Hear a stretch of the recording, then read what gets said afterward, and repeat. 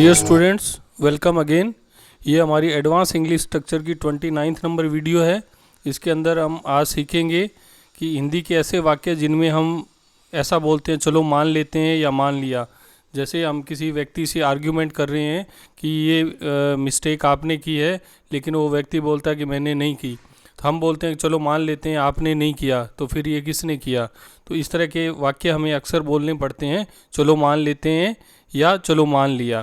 तो इसको इंग्लिश में हम बोलते हैं लेट्स से दैट। इंग्लिश में हम इसको लेट्स से दैट से बोलते हैं। तो अब कुछ एग्जाम्पल के थ्रू समझते हैं हम। चलो मान लेते हैं कि वह अंग्रेजी जानता है। चलो मान लेते हैं कि वह अंग्रेजी जानता है। तो लेट्स से दैट हमें लगाना ही लगाना है हर सेंटेंस में, जिसका मतलब हो गया चलो मान लेते हैं।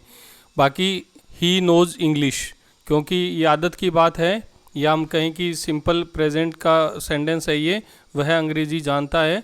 तो let's say that he knows English. Next sentence है चलो मान लेते हैं कि वह एक अमीर आदमी है। Let's say that he is a rich person.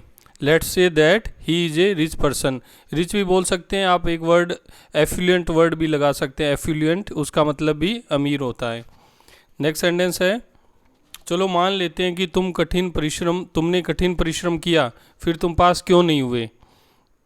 इसको हम इंग्लिश ट्रांसलेट करेंगे तो चलो मान लेते हैं के लिए आ जाएगा let's say that you worked hard. तुमने कठिन परिश्रम किया। Then why didn't you pass the exam. फिर तुमने ये एग्ज़ाम पास क्यों नहीं किया। तो let's say that you worked hard, then why didn't you pass the exam. Next sentence है चलो मान लेते हैं तुम्हारी ट्रेन छूट गई, फिर तुम यहाँ आए कैसे।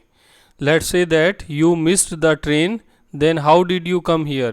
Let's say that you missed the train, then how did you come here? Next sentence है चलो मान लेते हैं तुम सच बोल रही हो। Let's say that you are speaking truth. इसको ऐसे भी हम पास्ट में भी बोल सकते हैं, चलो मान लेते हैं तुम सच बोल रही थी, तो यू वर हो जाएगा वहाँ पर, यू आर की जगह यू वर स्पीकिंग ट्रूथ। लेकिन अभी प्रेजेंट में है तो हम बोलेंगे let's say that you are speaking truth. Next sentence है चलो मान लेते हैं तुम गुनाहगार नहीं हो, फिर ये चोरी किसने की। Let's say that you are not guilty, then who did this theft. Theft चोरी के लिए आता है। Let's say that you are not guilty, then who did this theft.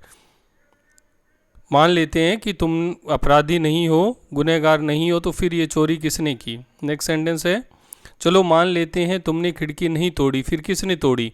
तो चलो मान लेते हैं के लिए आ जाएगा let's say that you didn't break the window, then who broke. Let's say that you didn't break the window, then who broke. Next sentence है चलो मान लेते हैं तुम चालाक हो, पर उसको मूर्ख बनाकर दिखाओ।